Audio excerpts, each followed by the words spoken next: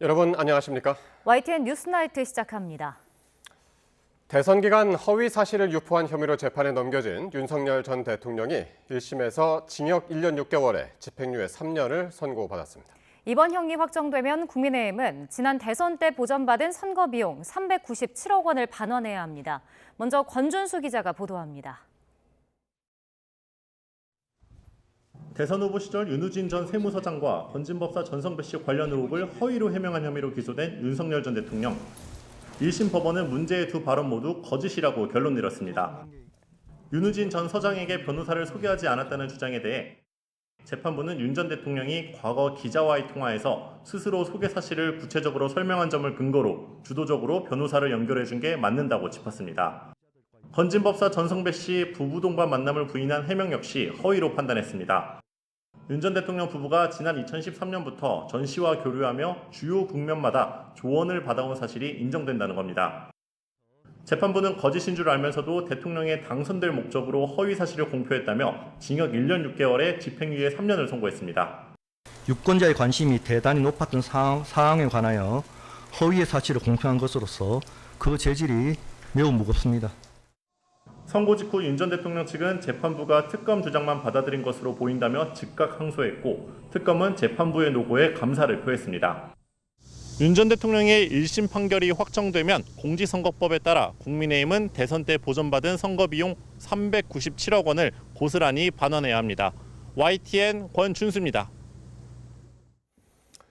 그런데 이 공직선거법상 허위사실 공표 혐의에 대해서 징역형을 내린 건 흔치 않은 중형이라는 평가가 나옵니다. 재판부는 후보자 본인이 유권자 관심이 쏠린 사안에 대해 사실과 다른 발언을 해 실제 당선까지 이어졌다는 점에 주목했습니다. 이어서 이준엽 기자가 보도합니다.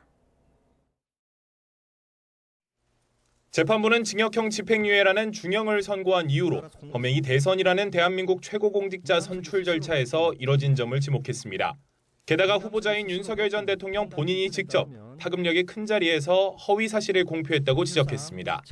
이 사건과 같이 후보자 본인이 직접 토론회나 인터뷰 등 파급력이 큰 공개된 자리에서 허위의 사실을 공표하는 경우 선거인의 의사결정에 미치는 영향은 매우 큽니다. 재판부는 죄질도 나쁘다고 꼬집었습니다. 과거 인사청문회 등에서 윤우진 전 용산 세무서장에게 이남석 변호사를 소개해줬다고 이미 인정해놓고 스스로 진술을 뒤집은 점에 주목했습니다. 건진법사 전성배 씨와의 친분에 대해서도 국정 운영에 비공식적 영향력을 끼칠 수 있다는 우려 때문에 유권자의 관심이 굉장히 높았던 사안이라고 평가했습니다. 자신의 개인적, 정치적 처지에 관하여 반복적으로 조언을 받아온 인물과의 관계를 마치 선거 과정에서 우연히 소개받은 것처럼 전면적으로 부인한 것입니다. 윤석열 전 대통령이 실제로 당선됐다는 점도 양형에 영향을 끼쳤습니다. 재판부는 선거 결과가 범행만으로 좌우됐다고 보기엔 어렵지만 유권자의 올바른 의사결정을 침해한 건 분명하다고 지적했습니다. YTN 이준엽입니다. 윤석열 전 대통령은 대선 후보 시절 불거진 건진법사 전성배 씨 등 무속 논란의 사실이 아니라면서 줄곧 부인해왔습니다. 대선에서 0.7%포인트 차 신승을 거뒀지만 탄핵 이후 특검 수사를 거쳐 1심에서 당선 무효형을 선고받는 불명예를 안게 됐습니다. 보도에 우종훈 기자입니다. 20대 대선 국민의힘 후보 선출을 위한 토론회에서 윤석열 전 대통령 손바닥에 새겨진 임금 왕자는 두고두고 이어진 무속 논란의 불씨가 됐습니다. 여기에 건진법사 전성배 씨가 국민의힘 선거대책본부에서 비선 역할을 하고 배우자 김건희 씨와도 지속 교류했다는 의혹은 불난집에 기름을 부었습니다. 이에 윤 전 대통령은 스님으로 소개받았을 뿐이고 김건희 씨와 함께 전 씨를 만난 적 없다며 의혹을 일축했습니다. 우리 당 관계자분께서 이분이 많이 응원하신다고 해서 인사를 한 적은 있습니다만은 배우자분과 같이 만나신 건 아니에요? 네, 그건 아니고요. 검찰에서 한솥밥을 먹은 동료의 가족에게 변호사를 소개했다는 의혹에도 고개를 가로저었고 저는 윤우진 그 서장하고 가까운 후배의 친형이기 때문에 제가 알고는 지냈습니다만은 이런 부적절한 일은 전혀 없었고 이 같은 모르쇠 전략 끝에 0.7%포인트 차이라는 역대 최소 득표율 차이로 대통령에 당선됐습니다. 하지만 무속 논란은 임기 내내 따라붙은 꼬리표가 됐고 비상계엄으로 인한 탄핵 이후 특검이 출범하며 관련 수사가 본격화됐습니다. 재판에 넘겨진 윤 전 대통령은 고의가 아니었다고 혐의를 부인했지만 1심 재판부의 판단은 달랐습니다. 국정 운영에 있어 합리적 판단이 아닌 비공식적 영향력에 의존할 가능성이 있는지에 관한 것으로서 선거인의 올바른 의사결정이 이 사건 각 범행으로 인하여 심해되었다고 보기에는 충분합니다. 무속 논란을 적극 반박하며 대통령 자리에 오른 윤 전 대통령. 결국 탄핵 1년 3개월여 만에 당선 무효형 판결을 받아들었습니다. YTN 우종훈입니다. 기상청에서 전국 장마 종료를 선언했습니다. 이제 혹독한 찜통 더위가 더욱 심해질 전망입니다. 오늘 중대경보가 내려진 영남 지역은 극한 더위로 한때 아스팔트 온도가 60도에 육박했습니다. 정희윤 기자의 보도입니다. 뜨거운 햇살이 빈틈없이 내리쬐는 경남 양산. 연일 이어진 극하대 폭염 속에 낮 기온이 38도를 넘었습니다. 사람 체온보다 높아 노약자뿐 아니라 건강한 성인도 생명을 위협받을 수 있는 수준입니다. 낮 동안 달궈진 아스팔트 온도를 재보니 무려 60도에 육박합니다. 펄펄 끓는 불가마를 방불케 합니다. 날씨가 너무 더워서 아이들 어린이집도 방학한 김에 물놀이 하려고 나왔습니다. 너무 힘들어요. 더위 없는 곳만 찾아서 다니는 것 같아요. 전국에서 가장 더운 곳은 폭염 중대경보가 확대한 영남 지역으로 낮 기온이 39도 안팎까지 치솟았습니다. 서울 등 내륙도 폭염특보 속에 체감온도가 33도를 오르내렸습니다. 기상청은 한반도 상공으로 이중 열돔이 형성된 가운데 남서쪽에서 열대 수증기가 지속적으로 유입되고 열기가 축적돼 폭염과 열대야가 심해졌다고 밝혔습니다. 특히 영남 지방은 산맥을 넘은 고온 건조한 바람과 지형 효과가 더해져 극한 더위가 기승입니다. 문제는 더위가 점점 더 심해진다는 점입니다. 중부지방을 기준으로 지난 7월 26일, 남부지방은 7월 25일 날 종료된 것으로 분석됩니다. 이후에는 폭염과 열대야가 기승을 부리겠고 앞으로의 폭염특보를 전제로 한 기온에 대한 위험기상은 유지되거나 확대 강화될 가능성이 있습니다. 기상청은 이번 주 서울 등 내륙의 한낮 체감온도가 35도 안팎까지 치솟고 밤사이 체감온도도 30도에 육박할 것으로 예상했습니다. 영남 지방도 40도에 육박하는 극한의 더위가 강약을 반복할 전망입니다. 기상청은 8월 상순까지 더위가 점점 더 심해질 수 있다며 물, 그늘, 휴식의 3대 수칙을 반드시 지켜달라고 당부했습니다. YTN 정혜윤입니다. 정부가 폭염 재난위기 경보 단계를 최고 수준인 심각으로 격상했습니다. 또 폭염에 대비해 행정안전부 장관을 본부장으로 하는 중앙재난안전대책본부 가동에 들어갔습니다. 보도에 이승훈 기자입니다.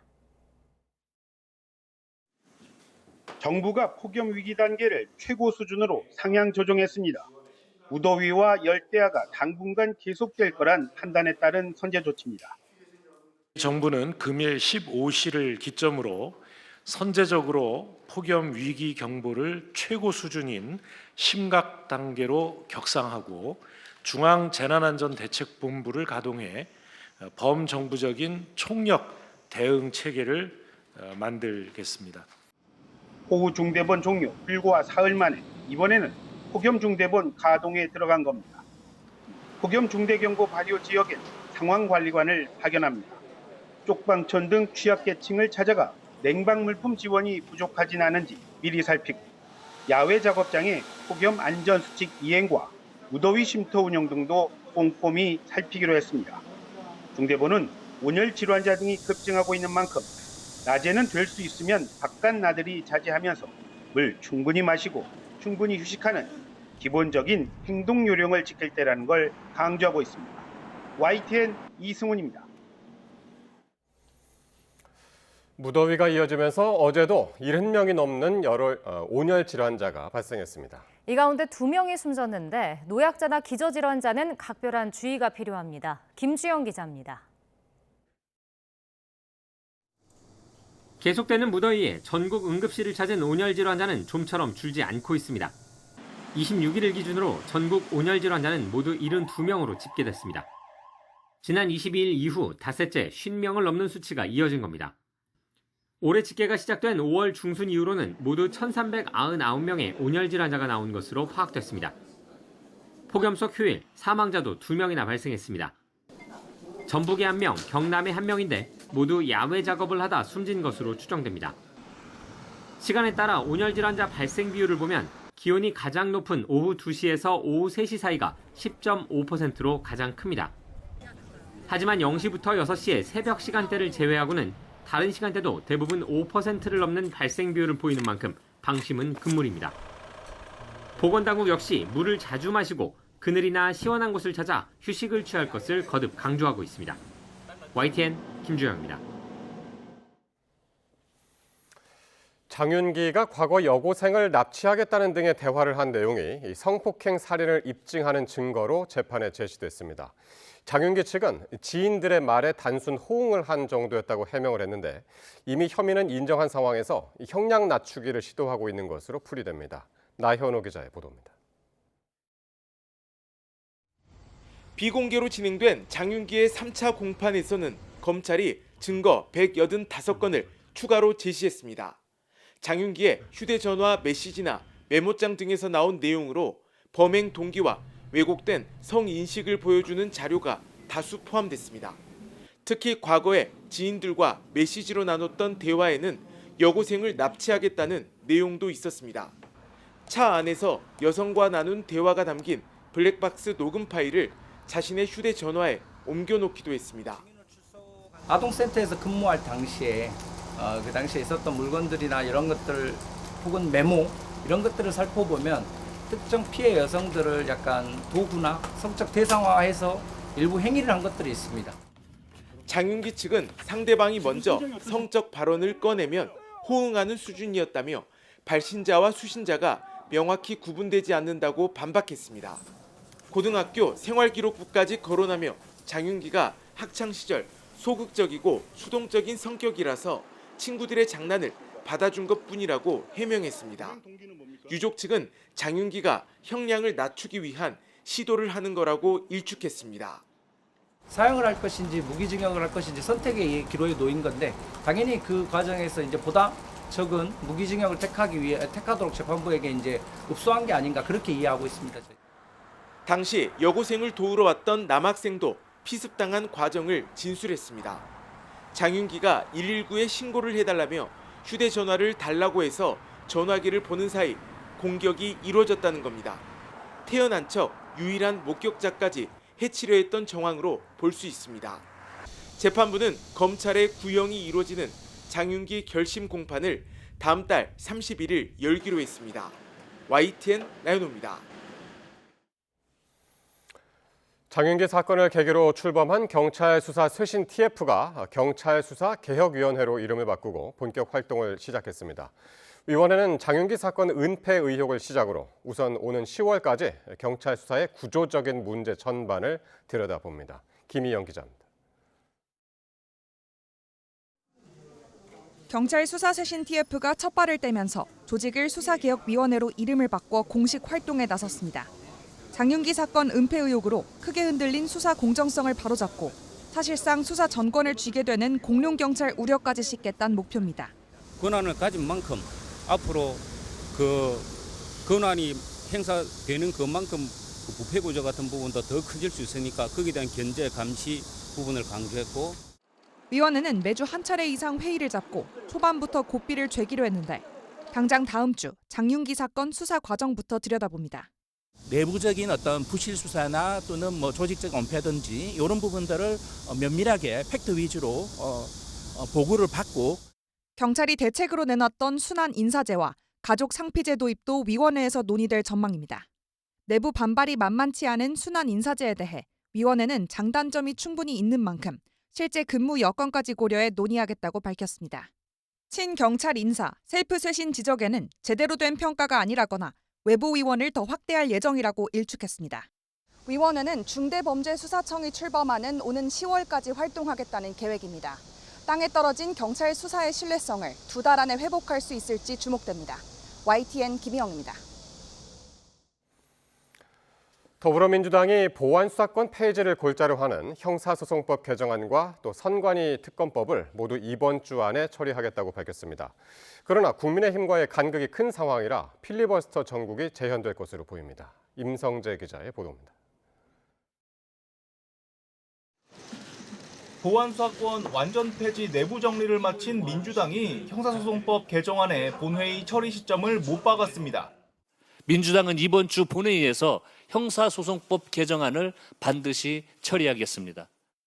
여야가 특별검사 추천 방식까진 합의한 선관위 특검법도 의출 이유가 없다는 입장인데 마찬가지로 목표 시점은 이번 주 목요일입니다. 형사소송법, 선관위 특검법 이번 주 30일 본회의에서 처리를 목표하고 있습니다. 법력권 주도의 법사위도 일사불란 법안 심사 속도를 끌어올렸습니다. 기존 민주당 TF 발의안 등에 더해 추가된 6개 형소법 개정안까지 병합심사 마무리 단계를 밟고 있는 겁니다. 여야가 각각 발의한 선관위 특검법 심사도 시작됐는데 수사 범위부터 규모, 기간 등 입장 차이는 여전합니다. 민주당은 관리 부실과 투표용지 부족에 초점을 맞춘 반면 국민의힘은 쌍둥이 득표 등 선거 부정 의혹 전반을 밝히는 데 중점을 두고 있습니다.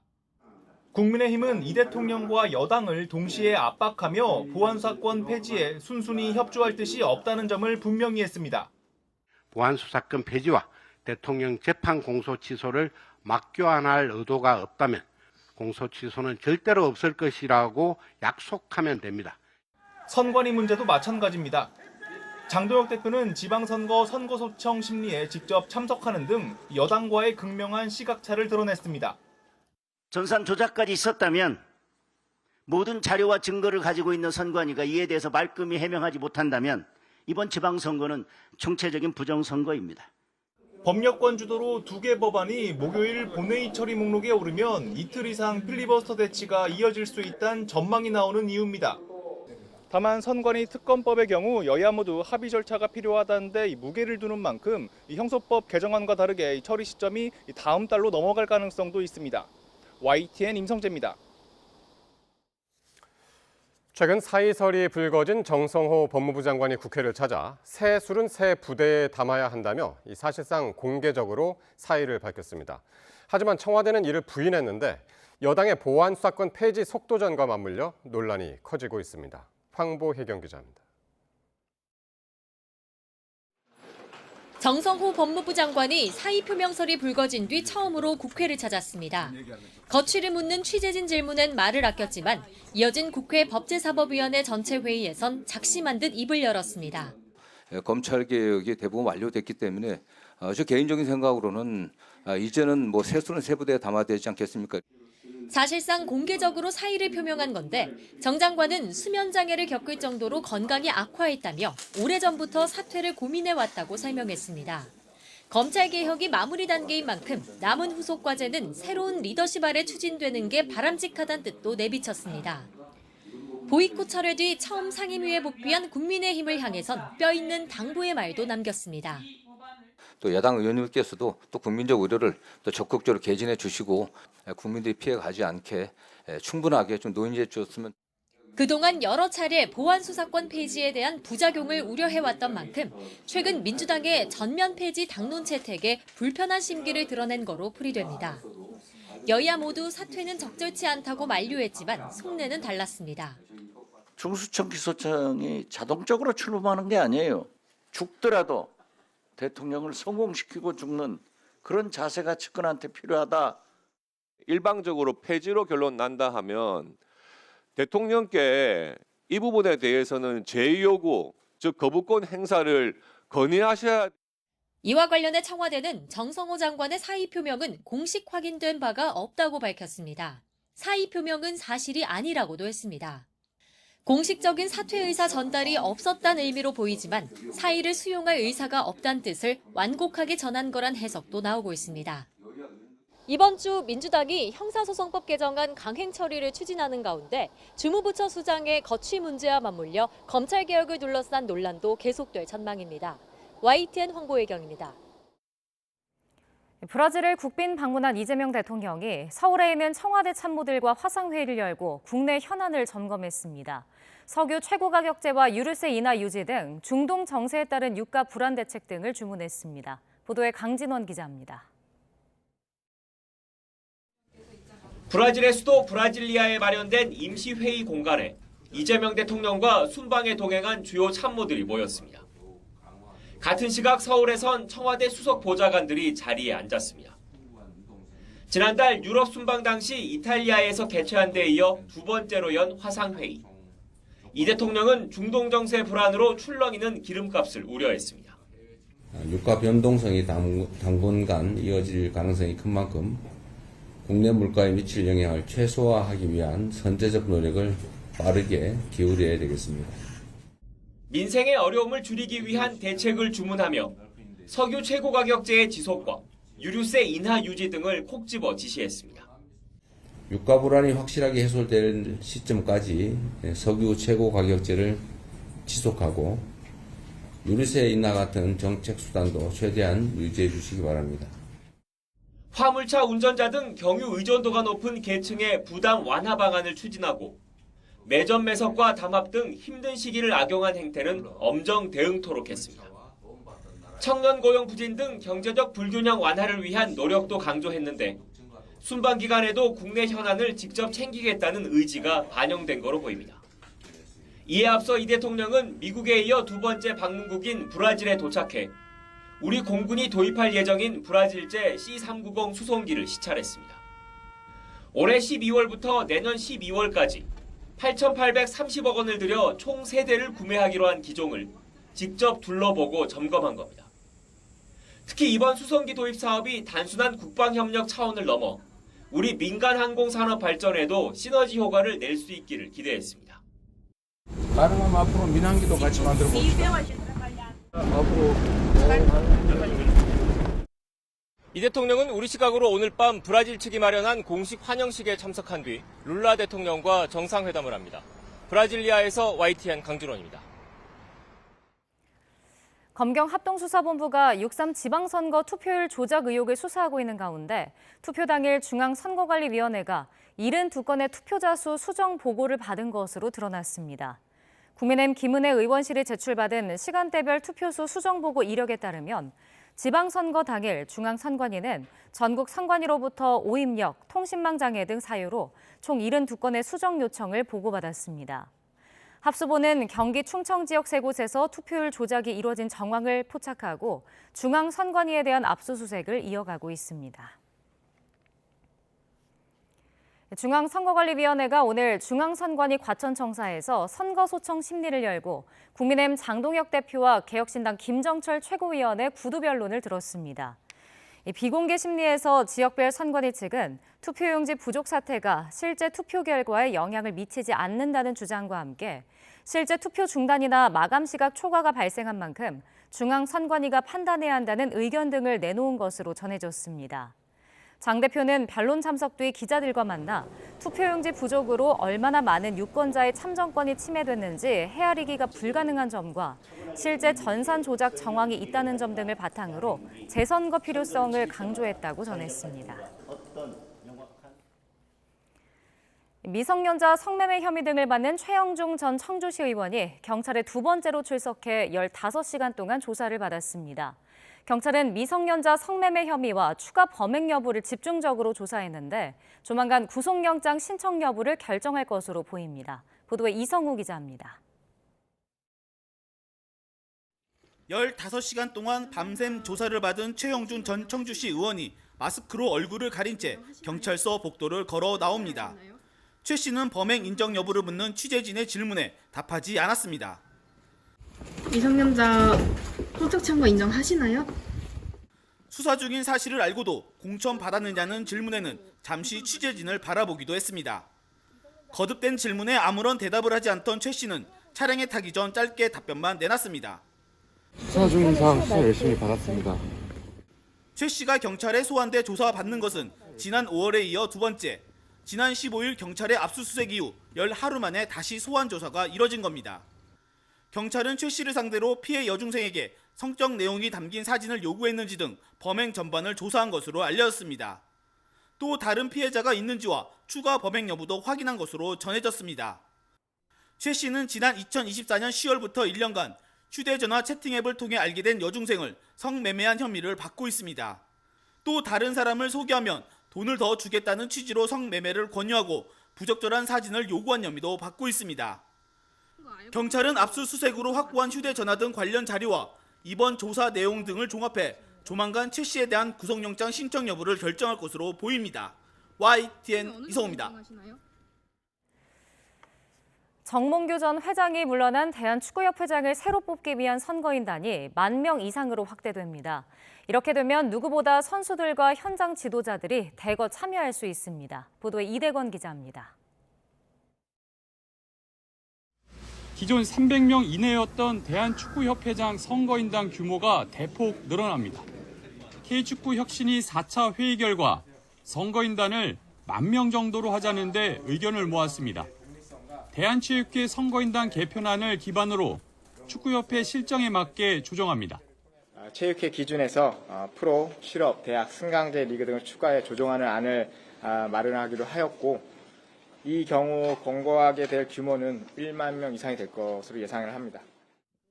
현장 의견을 많이 담자는 취지에 맞게 선수와 지도자가 더 많이 참여할 것으로 보입니다. 어마어마하게 늘어나는 수치여서 아마 선수, 지도자 이런 부분에서 상당히 많은 폭의 증가가 예상이 되고 있습니다. 이를 위해 대한체육회 회원 종목 단체 규정 개정 절차를 이달 안에 마무리하기로 했습니다. 현재 관련 규정은 회장 선거인단을 300명 이내로 제한하는 간선제를 원칙으로 하고 있습니다. 이 때문에 시도축구협회와 전국연맹 임원, 일부 지도자와 선수, 심판 등 극히 제한된 인원만으로 선거인단을 꾸려왔습니다. 소수가 밀면 축구협회장이 될 수 있는 폐쇄적인 구조였던 겁니다. 선거인단이 10,000명 이상으로 늘어나면 무엇보다 선거 관리에 어려움이 가장 큽니다. 전자투표 등을 도입하는 방안도 검토되고 있지만 예산 문제가 커 합리적인 방안을 모색하고 있습니다. YTN 이다원입니다.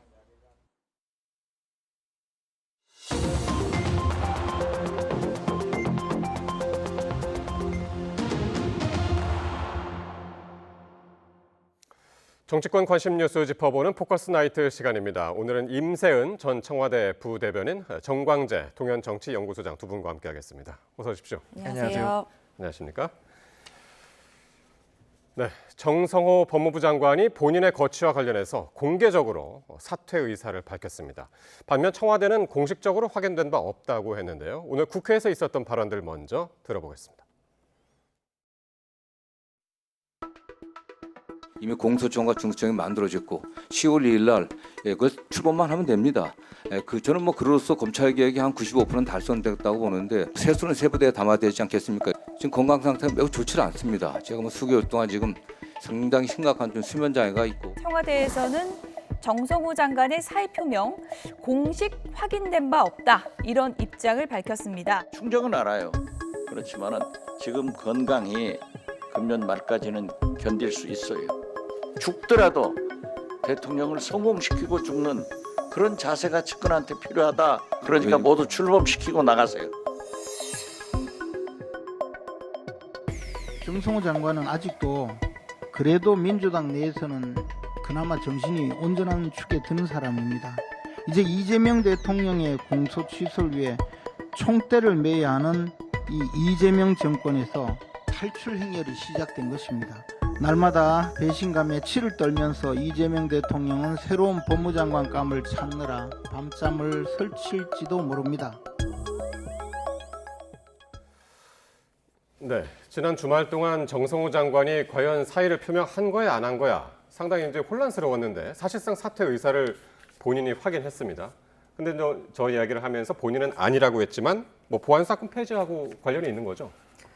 공식적으로는 아닌 건데 아마 그 과정에서 여러 가지 굉장히 힘든 점이 많았던 건 알고 있습니다. 사실 이 검찰개혁이라는 이 시대의 과제를 수행하기 위해서 굉장히 무거운 책임감을 가졌을 것이고요. 또 저희 민주진보 진영에서는 엄청난 기대가 있었고 검찰개혁에 대한 열망이 굉장히 많았기 때문에 그런 기대와 이런 걸 오롯이 충족하기 위해서 많은 고민의 시간이 있었을 것이라고 보고 그 과정에서 일부에 있는 아주 열정적이고 적극적인 지지자들에게 좀 비난을 많이 받기도 했죠. 왜냐하면 그 과정에서 이 검찰개혁이 더뎌지는 이유가 혹여나 정성호 장관이 대통령의 눈과 귀를 가리는 거 아니냐라는 그러한 좀 알 수 없는 소문들이 사실 있었고 그러면서 사실 많이 심리적으로도 또 정신적으로도 스트레스를 받았다라고 알고 있습니다. 그냥 지난 1년간 그런 시간을 보냈고요. 예.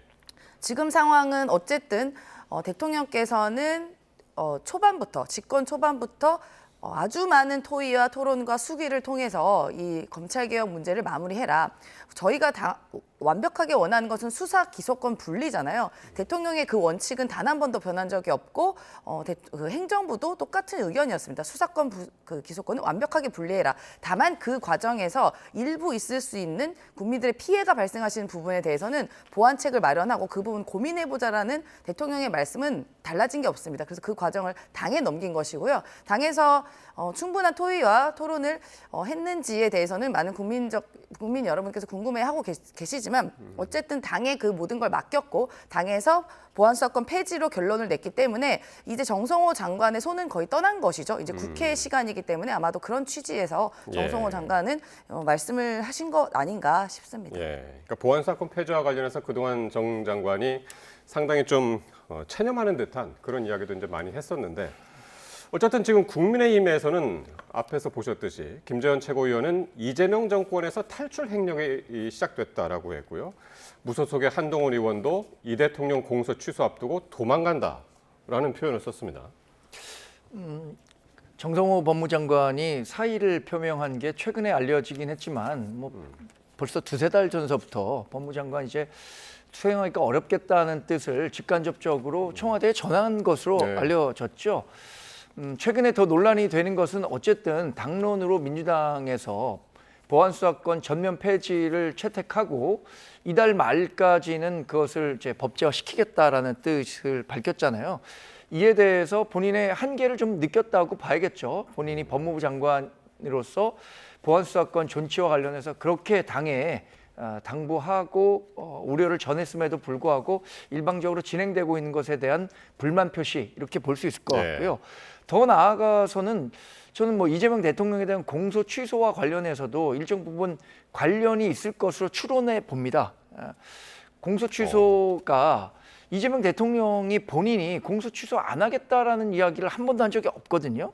유시민 작가와 같이 민주당의 전통 지지자들도 지금 이재명 대통령의 필연적 실패를 얘기하는 그 단계에서 공소 취소와 같이 사법 리스크를 일방적으로 없애려고 하는 것 아니냐라는 우려를 전하고 있음에도 불구하고 이재명 대통령은 그 얘기 안 하고 있습니다. 그러면 본인이 이런 문제점이 있다는 것을 알고 나에 대한 공소 취소 안 하겠다. 그리고 임기가 끝나면 정식적으로 재판을 통해 본인의 무죄를 밝히겠다라고 하면 되는데 그 얘기를 하고 있지 않기 때문에 중간 단계에서 법무부 장관으로서 그 역할 언젠가 해야 되는 것 아닌가라는 생각을 할 수도 있는 거죠. 그래서 이제 국민의힘이나 한동훈 의원에서는 그 문제 제기를 한 건데 이와 관련해서는 이재명 대통령이 이번 순방 귀국 직후에 관련한 입장을 명확하게 밝힌다면 그러한 의혹을 씻어낼 수는 있을 겁니다. 예. 그래서 아까도 잠깐 말씀하셨습니다마는 대통령이 수기를 많이 해야 된다, 토론을 많이 거쳐야 된다 이런 얘기를 했지만은. 민주당에서는 이걸 당론으로 보안사건 완전 폐지를 당론으로 정했단 말이에요. 거기에 대해서 정 장관이 반기를 든 것이 아니냐, 비공식적으로 이런 데 사의를 표명함으로써 그건 어떻게 보십니까? 그런 시선도 일부 있을 수는 있을 법한 게 그동안 이제 정성호 법무부 장관 같은 경우는 아주 약간의 보안 수사권이 일부가 존치돼야 된다라는 그런 입장이 있었고 사실 대통령께서도 아주 요만큼이라도 혹시 모를 것 대비해서 남겨놔야 되는 것 아니냐 하지만 토론하고 수기해라라고 이제 전제를 주셨죠. 이제 이런 점에 대해서 국정 철학을 함께하는 법무부 장관 측에서는 어쨌든 당에서는 그 부분이 받아들여지지 않았기 때문에 그렇게 보는 시선도 있을 수 있겠지만 이미 대통령께서도 그렇고 법무부 장관도 당에다가 모든 공을 다 넘겼습니다. 거기서 토론하고 수기하고 그렇게 해서 나온 결정을 따르겠다라는 입장은 변한 적이 없기 때문에 이런 부분은 뭐 그렇게 보는 시선에 대해서는 충분히 그럴 수도 있다라고 생각은 듭니다. 그러니까 이게 단순히 이제 정 장관뿐만이 아니라 구자현 검찰총장 직무대행도 지금 사퇴설이 나오고 있어서 네. 오늘부터 휴가를 갔다고 그래요. 근데 이제 민주당이 이번 주 안에 형소법 개정을 통과시키겠다고 하잖아요. 네. 근데 검찰총장 직무대행이 휴가를 갔다. 이해하기 어떤 어렵죠. 사실 구자현 검찰총장 권한대행이 이번에 휴가를 간 것은 가족과 예정된 행보였다고 그래요. 그런데 검찰총장 권한대행이 아니라 정말 검찰총장이었다면 본인의 조직을 지키기 위해서 있었던 휴가 일정도 취소하고 돌아와야 하는 거 아닙니까? 그런데 예정대로 그냥 간단 말이에요. 저는 대단히 무책임한 행보라고 보는데 그 이면에는 어차피 내가 어떤 역할을 하더라도 민주당에서 일방적으로 보안수사권과 관련해서 전면 폐지하겠다. 이거 막을 수 없는 것 아니냐라는 무력감 이런 것들이 표현된 게 아닌가 싶기도 하고요. 검찰 일각에서는 지금 검찰총장으로서 정식 인사청문회를 통해서 된 것은 아니지만 그래도 조직의 수장으로서 책임 있는 자세를 보여야 하는 것 아니냐라는 무언의 압박 같은 건 있는 것 같아요. 그러면 지금 검찰청이 10월 2일에 문을 닫게 되고요. 보안수사권은 일부라도 존치시켜야 한다는 것이 검찰청 내의 그 주요 종사자들의 요구였는데 그것을 지켜내지 못하면 수장으로서 책임져야 하는 건 아니냐라는 얘기가 나올 수밖에 없을 것 같아요. 저도 사실 지금 검찰총장 권한대행으로서 자리에 연연하는 것은 큰 의미는 없다고 봅니다. 검찰의 수장으로서 무력감을 표한 것일 수도 있다. 이런 해석을 하셨습니다. 그런데 청와대는 그럼 왜 이 정 장관의 사이에 선을 긋고 있는 것일까 하는 것도 이제 의문인데 대통령이 지금 해외 출장을 하고 있기 때문일까 아니면 검찰 개혁 안착을 위해서 정 장관의 역할이 남아 있다라고 보는 것일까요? 어떻게 보십니까? 청와대의 공식 입장은 공식 확인된 바 없다라고 나와 있지 않겠습니까? 그러면 개인적인 의견은 표현했을 수는 있겠죠. 그리고 지난 1년 동안 사의를 여러 번 표명했다라는 보도들도 있기 때문에 개인적인 의견 표현할 수 있겠지만 이 청와대라는 곳에서 국무위원회 사의에 대해서는 공식적인 절차 이외에 나머지는 사실 공식적인 게 아닌 것이죠. 비공식적인 것을 국무위원 정도 되는 분의 그 사의 표명을 정리를 할 수는 없는 것이고요. 또 대통령께서도 지금 해외에 계시기 때문에 여러 보도들에서는 지금 법무부 장관이 사의를 표명했다라는 얘기가 나오지만 실제 접수된 것이 없는 것은 그냥 없는 것으로 치는 겁니다. 원래 청와대는 그렇게 일을 하는 것이고 시스템으로 일을 하는 것이 보도를 통해서 사의 표명을 인지했다라고 하는 건 이 절차와 이 시스템을 무시하는 처사이기 때문에 저런 표현이 나올 수밖에 없다라고 보고요. 결국 또 법무부 장관도 지금 대통령이 중요한 일정, 외국에서 순방 중에서 여러 가지 중요한 일정을 하고 있는 과정에 본인의 사의가 오히려 그 성과를 묻히게 되는 경우가 발생하면 안 되기 때문에 국무위원으로서 어쨌든 지금은 본인의 사의나 본인의 거취에 대해서는 말씀을 좀 아끼고 있는 게 아마 대통령을 위한 그런 일이라고 보고요. 실제적으로는 이 법무부 장관 또 국무위원 중에서 굉장히 중요한 임무에 있는 분이기 때문에 대통령과 또 허심탄회하게 또 속마음을 이야기하면서 또 두 분이 워낙 가깝기도 하고요. 오시고 나면 무언가 상황이 정리가 되든 그런 부분이 처리가 되든 하지 않을까 싶습니다. 그러니까 일단은 워낙 이게 전면 부인을 하고 있어서 사표를 안 냈으면은 공식적으로 확인할 것이 없다라고 할 수는 있겠으나 그래서 어느 정도 지금 청와대가 만류를 하고 있는 것이 아니냐 이제 그런 분석들도 나오고 있는데 대통령 돌아오면 어떻게 좀 변화가 있을까요? 근데 청와대가 공식적으로 확인된 것은 없다고 하지만 이미 언론 지상을 통해서 본인의 사의를 표하고 있다는 것을 명확히 했어요. 또 하나 오늘 법사위에 가서도 본인 더 이상 건강 문제 때문에도 그렇고 세수를 세부대에 담아야 한다는 이유에서도 그렇고 그만둬야겠다라는 뜻을 밝혔잖아요. 그럼 본인에게 물어봐야 되는 거 아닌가요? 아무리 해외 순방 중이라고 하더라도 법무부 장관 같이 중요한 위치에 있는 사람이 지금 대외적으로 그만두겠다라고 공공연하게 하고 다니는데 그거 확인한 다음에 실제로 할 의사가 없다고 생각하면 후임 인선을 준비하는 게 청와대로서의 임무 아닌가요? 근데 지금 전혀 그런 움직임을 예. 보이지 않고 있고 단순히 본인이 그 사퇴서를 제출하지 않았다는 이유만으로 확인된 것이 없다라고 얘기하는 건 전 굉장히 무책임하다고 봅니다. 예. 근데 그 배경에는 말씀하신 것처럼 이 정성호 법무장관이 10월 2일 그 검찰청이 폐지되고 공소청이 자리 잡는 과정까지는 맡아서 연착륙하는데 좀 도움을 줬으면 좋겠다라는 의지가 있는 것 같아요. 박지원 의원도 거의 강권하다시피 죽을 각오로 연말까지 하라는 거 아니겠습니까? 네, 죽더라도. 지금 상황만 놓고 보면 예. 이재명 대통령이 사퇴 의사를 좀 접어달라라고 얘기한다면 저는 뭐 정성호 법무장관의 그동안 보여왔던 행보라든가 언행 또 이재명 대통령과의 개인적인 친분 관계 이런 걸 고려하면 예. 못 이기는 척 뭐 법무장관 다시 수행하는 거 아닌가 싶기도 네. 합니다. 그러니까 이재명 대통령 그 순방 기간이 워낙 길어서 앞으로도 이제 일주일이 남아가지고 다음 주 이제 일요일, 월요일이나 돼야 이제 귀국을 하겠는데 지금 국민의힘에서는 제2요구권을 해라. 그렇게 이제 주장을 하고 있어서 과연 대통령 귀국 후에 어떤 변화가 있을지 한번 보겠습니다. 자, 민주당 전당대회 순회 경선이 이번 주부터 이제 시작이 됐습니다. 신천지 개입 등을 둘러싼 공방이 더욱 거칠어지고 있는데요. 발언 듣고 말씀 나누겠습니다. 신속하게 조사해서 근거가 없고 허무맹랑한 주장이었다면 이건 당사자를 징계해야 된다고 생각합니다. 이건 해당 행위라고 생각합니다.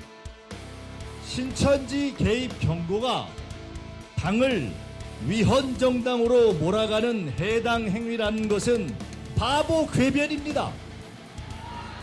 계엄 경고하면 계엄 정당입니까? 불조심 외치면 방화입니까? 당의 대표가 될 일도 없겠지만 그렇게 된다면 대통령은 내임덕에 빠지게 되고 당청 간의 갈등은 심각해질 것이다 이렇게 예상을 합니다. 예, 신천지 의혹 꺼지지가 않고 있습니다. 일단 김민석 후보는 아예 이중당적자들 그리고 비자발적인 입당한 사람들 이 문제를 30일 이내에 자율 정리하자. 자진 신고하면은 책임 묻지 말자. 이렇게 이제 지도부에 이제 요청을 해놓은 상태고 어떻습니까? 지도부가 이 제안을 받아들일까요? 사실 지금 지도부에서 해결하기는 현실적으로 많이 어렵죠. 지금은 최고위원분들이 대부분이 이제 정청래 전 대표 분들로 거의 채워져 있고 사실상의 그분들이 선거운동 비슷한 걸 또 하고 있기 때문에 실제적으로 객관적으로 이 일이 일어나기도 어렵고 실제 당내 사정도 전당대회가 매우 빠르게 흘러가고 있기 때문에 이런 기구를 따로 만들거나 뭐 하기는 현실적으로는 좀 어려운 지점이 있을 거라 생각합니다. 저는 이건 경고 차원에서 좀 제안을 하는 거다. 경고 차원에. 네, 이렇게 생각이 들고 왜냐하면 이중당적 문제와 이게 이른바 신천지를 비롯한 여러 분들의 집단적, 조직적인, 비자발적인 가입 문제는 여야 막론하고 이 정치권에서 굉장히 퇴출되어야 할 그러한 사항들이었습니다. 실제로 국민의힘 같은 경우는 조사도 하고 있는 수사 중이기도 하고요. 그래서 이런 부분에 대해서 이게 뭐 하루 이틀 있었던 일은 아닙니다. 저희 민주당 같은 경우에도 2022년 대선 경선 때도 사실 이 신천지 당원들이 개입한 거 아니냐라는 의혹이 아주 짙게 있었고 뭐 지금 정청래 대표 오늘 방송하시긴 했지만 소위 말하면 같은 이렇게 의견을 내고 계시는 김어준 씨 같은 경우에도 당시에 그 의혹을 제기를 했었습니다. 2020년에 신천지 개입한 것 같다. 그렇기 때문에 이 문제는 비단 오늘 깜짝하고 나온 얘기가 아니라 아주 오래전부터 무르익고 숙성되었던 그런 문제였고 다만 말을 하기가 굉장히 어려웠죠. 예. 말을 해서 문제 제기를 하다 보면은 이게 해결이 돼도 사실상 누군가에겐 타격이 올 수밖에 없는 매우 불리한 주제이거든요. 그렇지만 지금은 더 이상 이제 간과할 수가 없는 지경이 아닌가라는 생각에 아마 이제 전당대회에 어떠한 영향도 이런 집단적으로 비조직적으로 가입한 부분에 대해서는 좀 언젠가는 풀고 가야 될 문제이기 때문에 오히려 이 전당대회를 빌어서 이 부분에 대해서 이제 문제 제기를 한 건 아닌가라고 생각하고 이거는 국민의힘도 그렇고 민주당도 그렇고 혹은 또 더 다른 당에도 반드시 해결해야 되고 척결해야 되는 문제다라고 봅니다. 이중당적 비자발적 입당 문제를 30일 이내에 자율 정리하자. 경고 차원이었을 것이다. 이제 이렇게 말씀을 하셨는데 어떻게 읽으면 이게 신천지 개입 논란이 당원 자격 그리고 당내 경선의 공정성 문제 이걸로 조금 이제 번지고 있는 것 같은데요. 맞습니다. 사실 이중당적 문제는 민주당에서도 지금 문제가 되고 있지만 국민의힘에서도 과거에 문제가 된 적이 있습니다. 근데 이게 현행 법에서 이 이중당적 문제를 해소하기가 굉장히 어렵습니다. 저는 김민석 후보가 30일 이내에 이 문제를 한번 풀어보자라고 하는 것 자체가 그때까지 될 수 없는 사실을 알면서도 얘기하고 있다고 봐요. 그리고 이중당적을 갖고 있는 사람들 있잖아요. 이분들은 굉장히 전략적으로 이중당적을 갖고 있는 겁니다. 예를 들어서 지금 걱정하고 있는 게 민주당에서는 조국혁신당과 민주당 이중당적을 갖고 있는 사람들이 많고 조국혁신당 이중당적을 갖고 있는 사람이 정청래 민주당 당대표 후보를 돕고 있는 것 아니냐. 그런 차원에서 문제 제기를 한 것 같은데 그분들이 전략적으로 지금 이중당적을 갖고 있는데 자발적으로 신고하라면 신고하겠습니까? 그렇지 않죠. 더군다나 신천지 관련한 문제도 저는 김민석 후보와 대단히 악수를 뒀다고 생각합니다. 지금 선거 국면에서 김민석 후보가 이렇게 무리한 수를 둘 필요는 없었는데 본인들이 생각하는 것만큼 당대표 또는 최고위원 선거가 원하는 방향으로 진행되지 않다 보니까 다소 무리한 그 정치적 공세가 나왔고 이것에 대한 역풍이 불면서 오히려 지금 김민석 후보가 조금 좀 불안한 모습을 보이고 있는 건 아닌가. 제가 외부에서 봤을 때 지금 민주당 당대표 선거와 최고위원 선거의 국면은 그렇게 돌아가는 것 같습니다. 그래서 박지원 의원도 앞서고 있는 김민석 후보가 부자 몸조심해야 되는데 왜 이 문제를 제기했냐 그런 얘기도 이제 오늘 했습니다만은 정청래 후보는 역시 뭐 근거 없는 의혹 제기라면은 당사자를 징계해야 한다라고 주장을 하고 있습니다. 실제로 오늘도 김 후보는 아직 구체적인 근거를 제시하고 있지 않습니다. 언제쯤 할까요? 뭐 어떤 근거를 갖고 계신지 모르겠지만 오늘 박선원 의원, 그러니까 최고위원 후보죠. 같은 경우에는 실제 녹취가 있긴 한데 그게 오히려 당 선거에 영향을 줄 수 있기 때문에 오히려 전대 이후에 그걸 공개하겠다라는 취지로 이제 이야기를 한 것도 있고요. 지금 여러 보도에 의하면 지금 합수본에서 관련한 내용이 나오고 있다는 내용도 있습니다. 근데 이 신천지에 대한 문제는 제가 아까 앞서 말씀드린 것처럼 오늘 내일 어제 오늘 얘기가 아니라 아주 오래전부터 이 문제가 있었던 것이었고 2022년에 아주 그때 도드라지게 드러났던 것이거든요. 경선 때요. 그때는 그 많은 분들이 의혹을 제기했습니다. 그 당시에는 뭐 근거 있어서 제시한 분들이 얼마나 되는지 모르겠어요. 심지어 김어준 씨 같은 경우도 문제 있다고 단언할 만큼 굉장히 그 당시도 문제가 있었고 지금도 문제 있었고 뭐 여러 이제 경선이나 선거 때마다 그런 아주 악영향을 줬기 때문에 이런 문제 제기는 누구나 할 수 있는 것입니다. 그런데 이러면 당사자를 징계해야 한다면 그 누구가 앞으로 어떠한 당의 문제나 개선해야 될 점에 대해서 얘기할 수 있겠습니까? 근데 저는 분명히 뭐 지금 말씀하신 것들을 종합해 보면은 근거가 아예 없는 건 아니다. 실제로 보도가 나오게 됐고 그리고 그게 만약에 지금 쫙 공개를 했을 때 만약에 한다고 치면 그럼 또 이런 비판도 가는 거죠. 겨우 그 근거로 그러면은 공개를 했냐?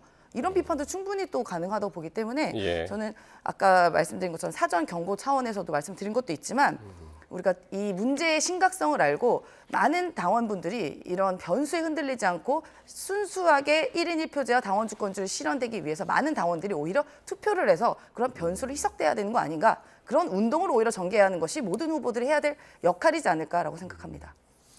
김민석 후보가 이 30일 자율 정리 이 이야기를 하면서 네거티브를 자제하자 이 얘기도 이제 같이 하면서 페이스북에다가 그렇게 이야기를 해서 내일부터는 좀 잦아들지 어떻게 될지 한번 같이 지켜보겠습니다.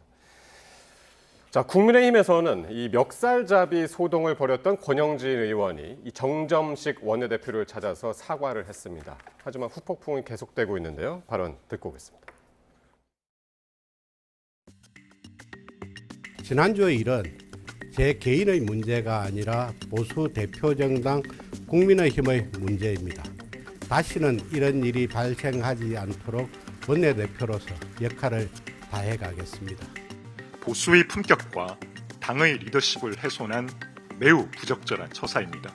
제명을 포함해서 최고 수준의 징계가 필요하다는 데는 참석한 모든 지도부 위원들이 공감대를 이뤘다는 점을 말씀드립니다.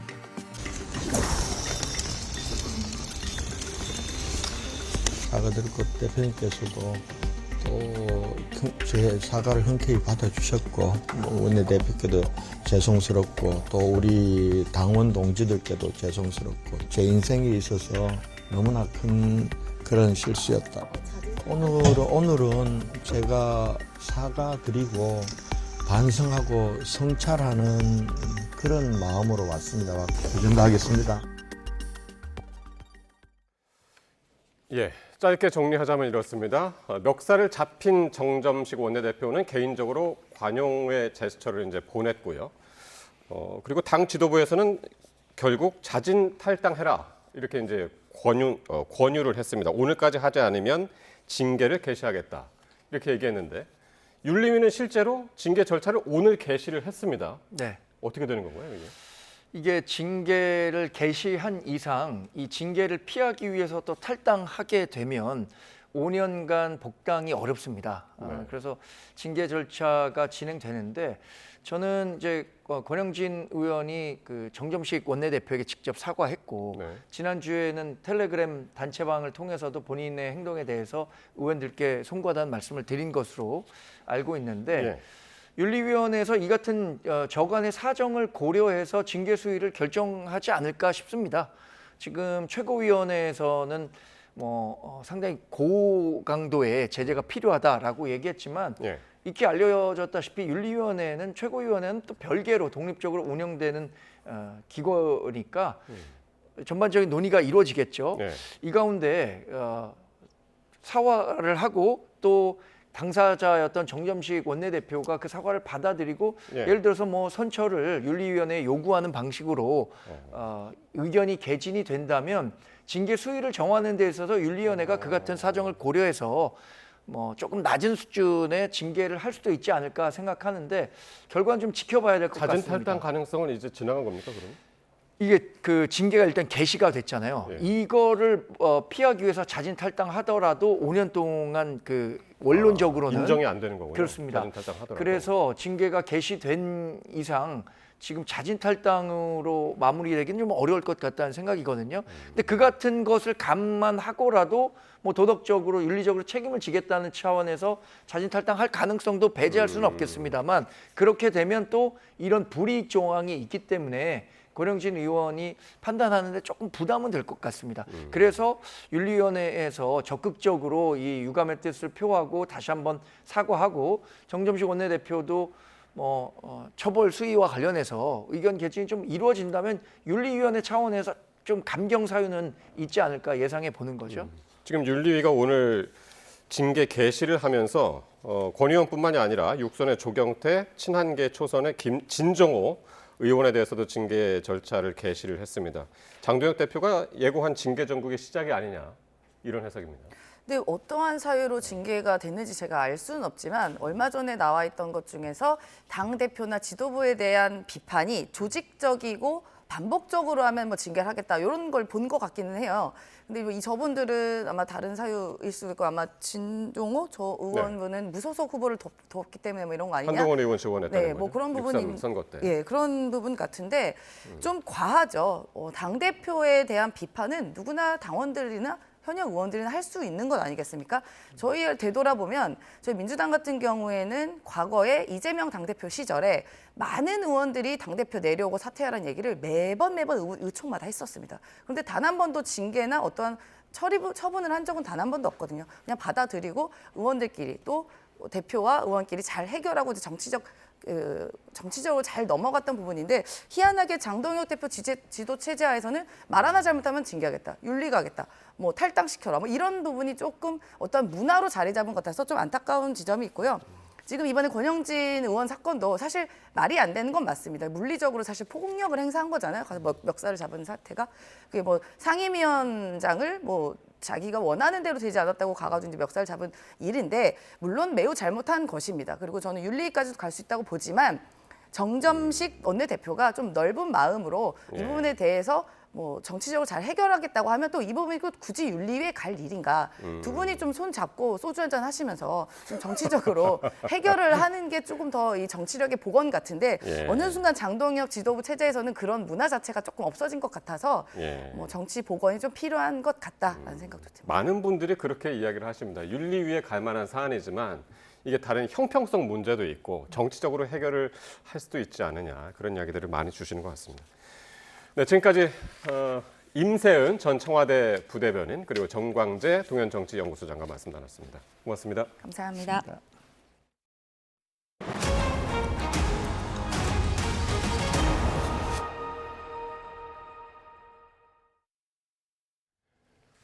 네, 전국 대부분 지역에 폭염특보가 발효된 가운데 시장 상인들도 무더위와 또 사투를 벌이고 있습니다. 더위에 직접적으로 노출된 시장 상인들은 손님까지 줄며 이중고를 겪고 있다고 토로했습니다.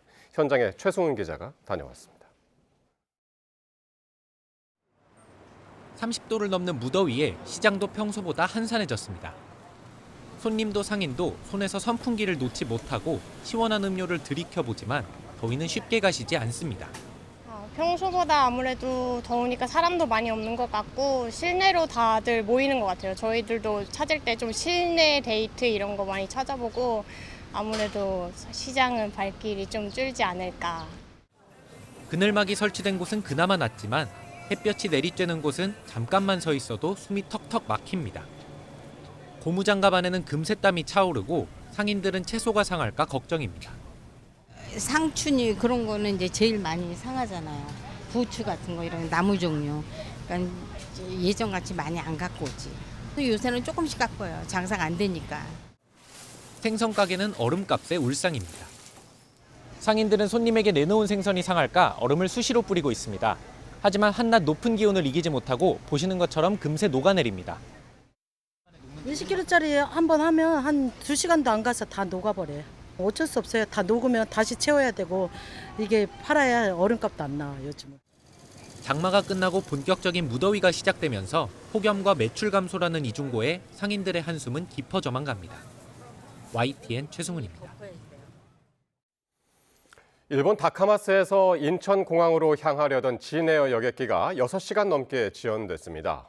기내 에어컨이 작동하지 않으면서 승객 일부는 탈진 증세를 호소하기도 했습니다. 송수현 기자가 보도합니다.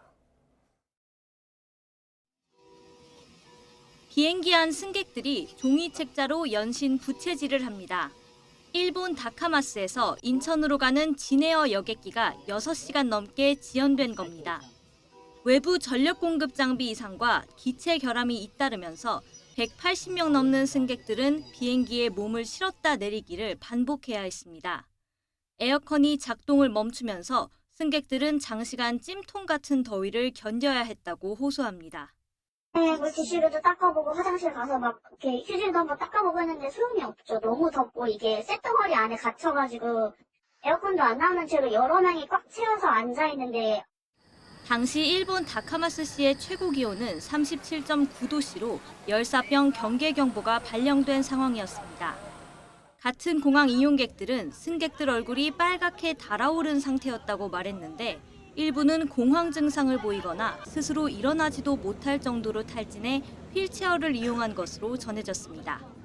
어떤 분도 쓰러지시고 이후에 내리기 시작하면서 한 분은 완전히 탈수 증세에 그냥 그 게이트 다시 공항에 그 문 도어 열고 나가는 곳에서 쓰러지면 통곡하시고요. 이런 아비규환이 계속됐고 다음 날 오전 대체 항공편 역시 공항 허가 절차가 늦어지면서 승객 불편은 이어졌습니다. 항공사 측은 응급 환자는 발생하지 않았으며 일부 승객에게 숙소를 제공했다고 밝혔습니다. YTN 송수연입니다. 오늘 오후 5시 10분쯤 서울 마포구 서교동에서 사다리차가 고압선을 건드리면서 일대 정전이 발생했다가 2시간여 만에 복구됐습니다. 주변 빌라를 포함한 667세대에 전력 공급이 끊기면서 무더위 속에 주민들이 불편을 겪었습니다. 한국전력공사는 이삿짐 크레인이 고압선과 접촉해 정전이 발생한 것으로 보인다고 설명했습니다. 오늘 오후 3시쯤 괌 동쪽 해상에서 13호 태풍 돌핀이 발생했습니다. 태풍은 서쪽으로 이동하며 점차 세력을 키워 강도 4까지 발달할 것으로 예상됩니다. 이후 진로는 아직 유동적이지만 일본 부근까지 접근할 가능성이 있는 것으로 분석되는데 태풍의 진로에 따라서 북태평양 고기압의 세기가 달라질 수 있어 우리나라의 폭염과 비 전망에도 변수가 될 것으로 보입니다. 네, 브라질을 국빈 방문한 이재명 대통령이 브라질 측이 마련한 공식 환영식에 참석했습니다. 이어서 룰라 대통령과 한 브라질 정상회담이 열릴 예정인데요. 현장으로 가보겠습니다. 네, 이재명 대통령 브라질 방문 이틀째인 오늘 브라질 측이 마련한 공식 환영식에 참석할 예정입니다. 그리고 브라질에서는 룰라 대통령 초청으로 국빈 방문한 이 대통령을 최고 수준으로 예우할 것으로 보이는데요. 네. 지금 현장에서는 말을 타고 호의를 하고 있는 모습입니다. 가운데 예. 검은색 차량이 지나가고 있는데 아마 이 차량에 이재명 대통령이 탑승한 것으로 보입니다. 그렇습니다. 오늘 공식 환영식이 끝난 뒤에는 한국과 브라질의 정상회담이 있고요. 또 양국 정상은 양해각서, MOU 체결식에 이어서 회담 결과를 공동으로 언론에 발표할 예정입니다. 두 분 다 소년공 출신이죠? 그렇습니다. 예, 이재명 대통령, 룰라 대통령 그런 공통점도 있고 또 외교 무대에서 상당히 이제 친밀감을 그동안 보여왔습니다. 네, 이 대통령과 룰라 대통령이 이미 지난달에 또 한번 만난 적이 있었는데 네. 지난달에 G7 주요 7개국 정상회의 초청국 자격으로 참석한 이후 이번에 만나는 거는 한 달여 만입니다. 그렇습니다. 이 브라질 국빈 방문 기간인 지난 2월에 그 룰라 대통령이 지난 2월에 우리나라에 국빈 방문했었죠. 그때 네. 이제 한 브라질 전략적 동반자 관계를 형성했었는데 그 격상을 더욱 공고히 다지고요. 또 양국 간의 경제 교류 협력을 심화하는데 오늘 주력할 계획입니다. 네, 자 브라질에서는 룰라 대통령 초청으로 이재명 대통령이 국빈 방문했는데 현장에서는 최고 수준으로 예우하고 있는 모습 지금 보고 계십니다. 네. 이재명 대통령이 지금 인사를 나누고 룰라 대통령과 함께 이동을 하고 있는 모습이고요. 예, 현지 시간으로는 이제 오늘 오전이 되겠고요. 그러니까 이 방문 이틀째입니다. 네. 이틀째 브라질의 수도 브라질리아에 어제 도착을 했고요. 그리고 이제 오늘 이틀째 주요 오늘 일정들이 있습니다. 오늘 이제 이 환영식 행사에 이어서 양국 정상회담이 있고 MOU 체결 방식으로 오늘 네. 행사가 이어질 예정입니다. 네, 공동 언론 발표와 국빈 오찬까지 이어지고요. 이 행사가 끝나면 상파울루로 이동해서 우리 동포들과 오찬을 함께하고 한국과 브라질 기업인 간담회 행사에서 양국 경제 협력 방안을 모색할 것으로 보입니다. 네, 지금 이재명 대통령을 환영하는 환영식에서 지금 사열을 준비하고 있는 모습입니다. 예, 지금 사열이 진행되고 있습니다. 네. 현지에서는 최고 수준으로 이재명 대통령을 예우하고 있는 것이고요. 네. 예, 오늘 이제 환영식이 끝난 뒤에는 한국과 브라질, 이재명 대통령과 룰라 대통령의 정상회담이 있고 또 정상회담 양국 정상은 또 양해각서 MOU 체결식에 이어서 회담 결과를 공식적으로 또 언론에 발표할 예정입니다. 네. 지금 이제 룰라 대통령 부부가 지금 맞이하러 나왔죠? 네, 그렇습니다.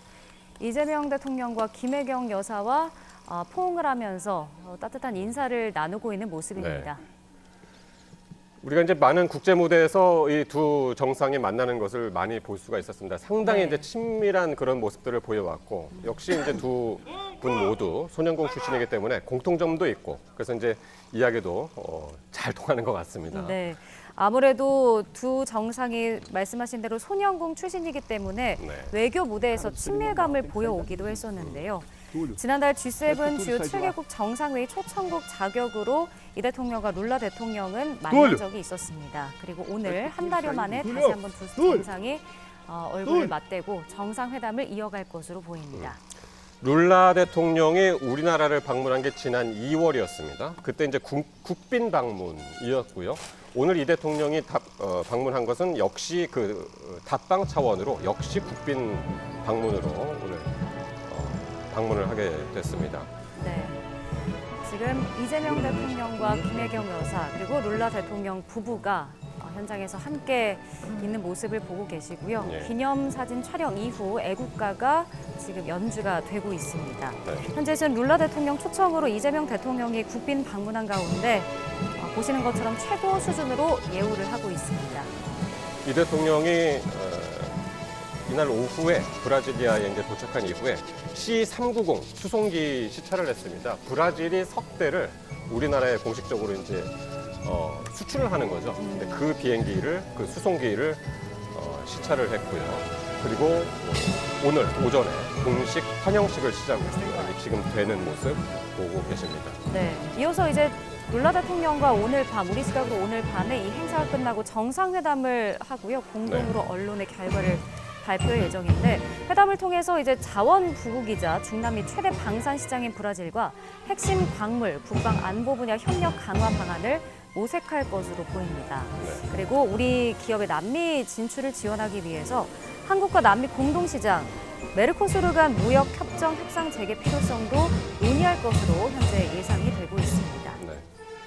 일단 미국을 먼저 방문했었죠.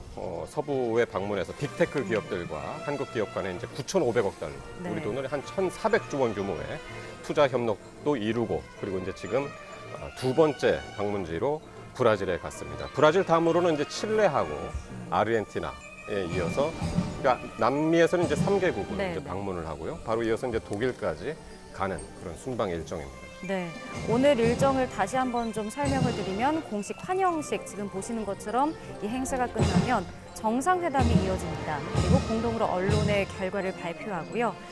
이어서 국빈 5천도 함께하면서 친교를 나누고 이후에는 상파울루로 이동해 한국과 브라질 기업인 간담회 같은 행사를 소화할 예정으로 보입니다. 네.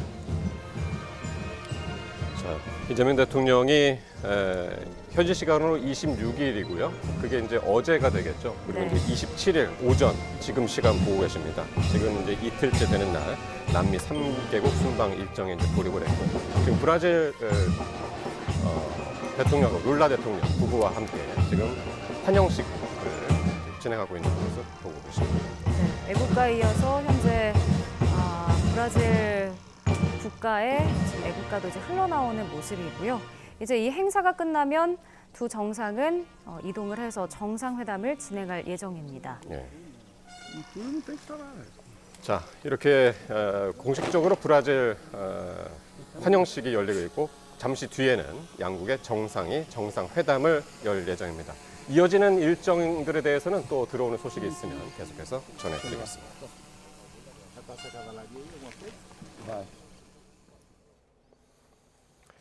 네, 20대 대선 과정에서 허위 발언한 혐의로 재판에 넘겨진 윤석열 전 대통령이 1심에서 징역형의 집행유예를 선고받았습니다. 네, 서울중앙지방법원은 오늘 공직선거법 위반 혐의를 받는 윤 전 대통령에게 징역 1년 6개월에 집행유예 3년을 선고했습니다. 재판부는 윤 전 대통령이 대선 당시 건진법사 전성배 씨의 무속 논란으로 지지율에 문제가 생겼던 점 등을 살펴보면 허위 사실을 공표할 고의가 인정된다고 판단했습니다.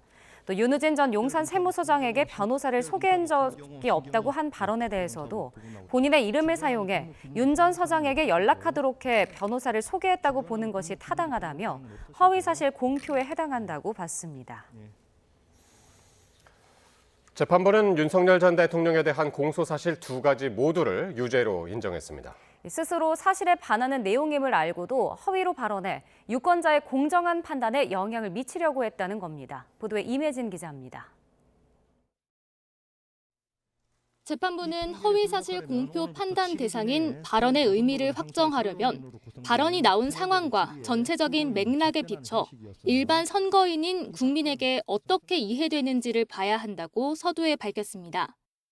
일반 선거인이 그 표현을 접하는 통상의 방법을 전제로 하여 그 표현의 전체적인 취지, 객관적 내용, 사용된 어휘의 통상적인 의미, 문구의 연결 방법 등을 종합적으로 고려하여 앞서 윤 전 대통령 측은 문제가 된 변호사 소개의 의미에 대해 실제 선임에 관여하는 행위로 좁게 해석하며 무죄를 주장했습니다.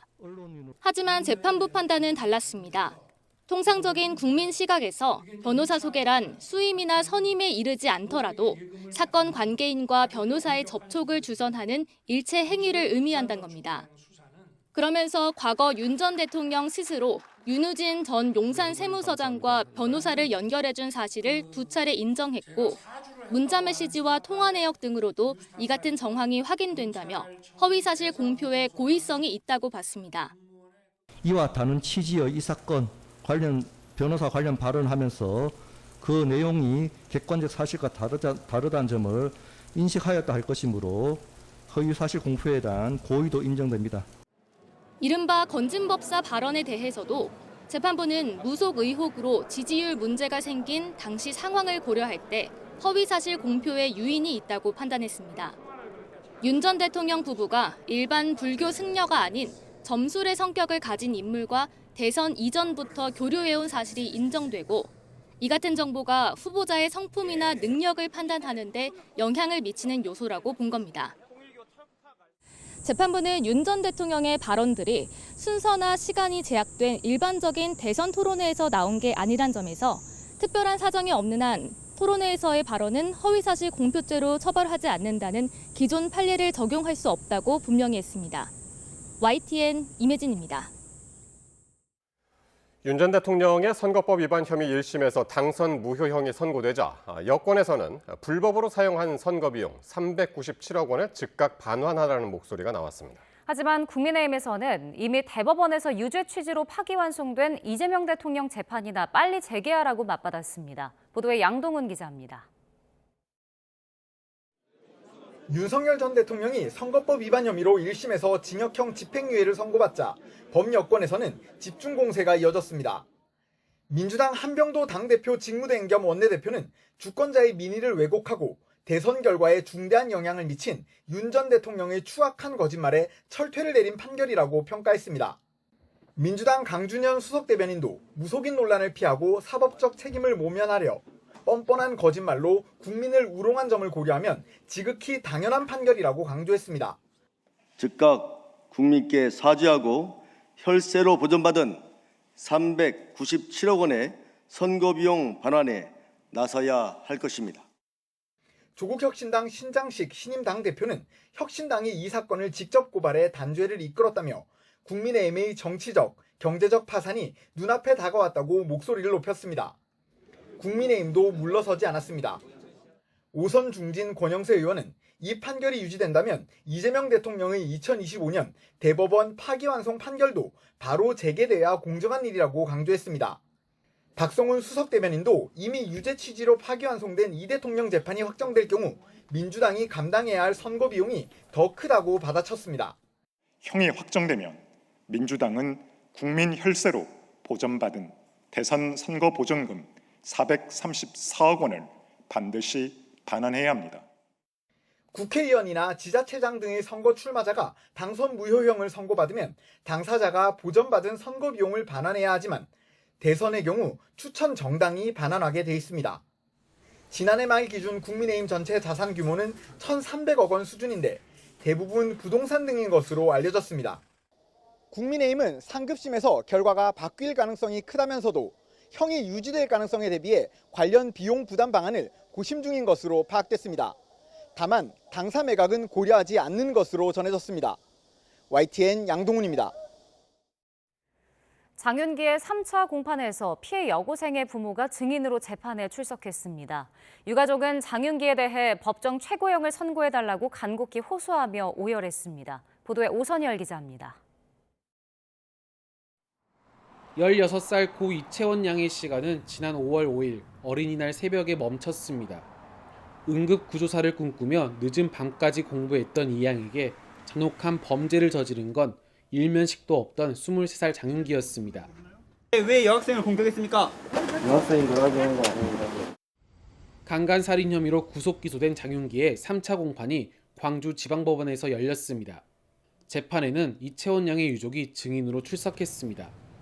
비공개로 진행된 증인신문에서 이 양의 부모는 장윤기를 사회에서 영원히 격리하는 법정 최고형, 사형을 선고해달라고 오열했습니다. 피눈물을 쏟는 심정으로 입장문을 읽어내려간 이 양의 어머니는 딸이 보고 싶어도 못 본 지 벌써 84일째라며 잔혹한 범죄로 소중한 딸을 잃고 가족의 삶은 완전히 파탄났다고 울분을 토했습니다. 그러면서 가해자가 세상 밖으로 나오는 것은 저희에게 사망 선고를 내리는 것과 같다며 또 다른 피해자가 생기지 않도록 사회를 지켜달라고 재판부에 요청했습니다. 유족의 오열 속에서도 장윤기는 재판 내내 무표정한 얼굴로 고개를 숙이고 있었습니다. 어머님, 아버님이 이제 출석해서 증인으로 증언하였습니다. 부모님은 지금 현재 이 사건으로 자신들이 고통받는 상황, 그걸 주로 진술했다고 보시면 될 것 같습니다. 이번 재판은 이 양을 도우려다 장윤기가 휘두른 흉기에 중상을 입은 고등학생도 출석해 범행 당시 상황을 증언했습니다. YTN 오선열입니다. 경찰청 특별수사단이 전 광산경찰서 형사과장 박모 경정을 피의자 신분으로 소환해 조사하고 있습니다. 장윤기 수사 당시 광산경찰서 형사과장이던 박 경정은 직권남용 권리행사방해 혐의로 입건돼 조사를 받아왔으며 지난 21일 경찰이 신청한 구속영장이 기각됐습니다. 박 경정은 변호인을 통해 사건 초기 3차례에 걸쳐 장윤기의 살인과 성범죄 혐의를 병합 수사해야 한다고 건의했지만 윗선에서 받아들여지지 않았다고 주장했습니다. 현재 경찰 간부가 불법 촬영 혐의를 받는 10대 아들의 휴대전화를 부수는 등 증거물을 없앤 혐의로 경찰 수사를 받고 있습니다. 전북경찰청은 전주시 파출소 소속 A경감을 증거인멸 등 혐의로 불구속 입건해 조사하고 있습니다. A경감은 지난 5월 고등학생 아들이 여고사를 불법 촬영하려 한 사실을 안 뒤 아들의 휴대전화를 부순 혐의 등을 받습니다. 트럼프 미국 대통령이 이란에 대한 역대 최대 규모 공격을 예고하더니 지난 주말 180도 입장을 바꿔 공습 중단을 지시했습니다. 트럼프는 항상 후퇴한다는 뜻의 타코 표현이 이번에도 맞아떨어졌는데 이를 예측해낸 타코 공식까지 나왔습니다. 보도에 신호 기자입니다. 미국은 이란과의 양해각서 협상이 순조롭지 않자 2주 가까이 매일 이란을 공격했습니다. 이란의 반격으로 미군 사망자가 나오자 역대 최대 규모 공격을 경고했습니다.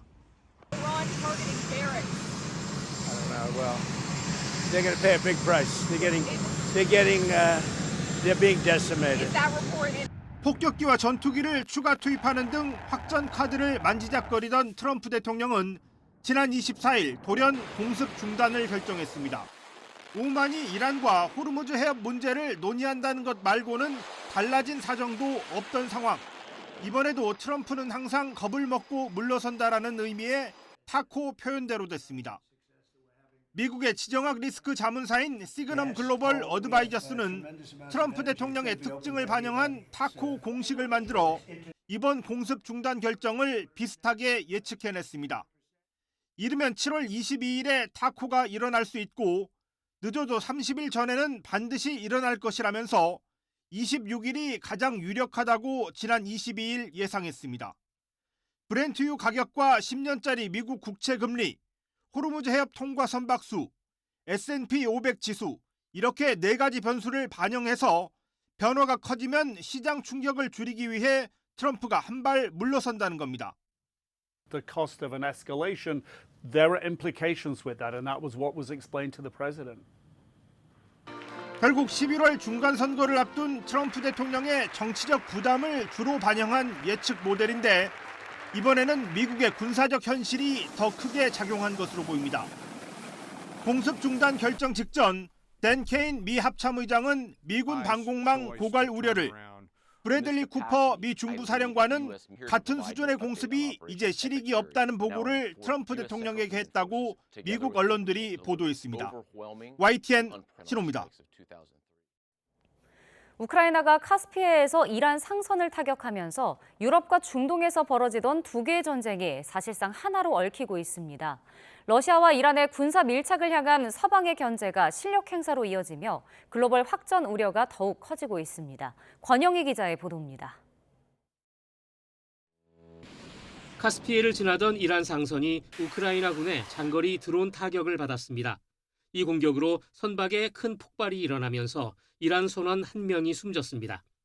볼로디미르 젤렌스키 우크라이나 대통령은 공격 사실을 확인하며 해당 선박이 러시아와 이란 간 군수물자 수송에 사용됐다고 주장했습니다. 또 러시아가 중동 내 미군 기지의 위성 정보를 이란에 넘기고 있다며 두 나라의 군사 밀착을 맹비난했습니다.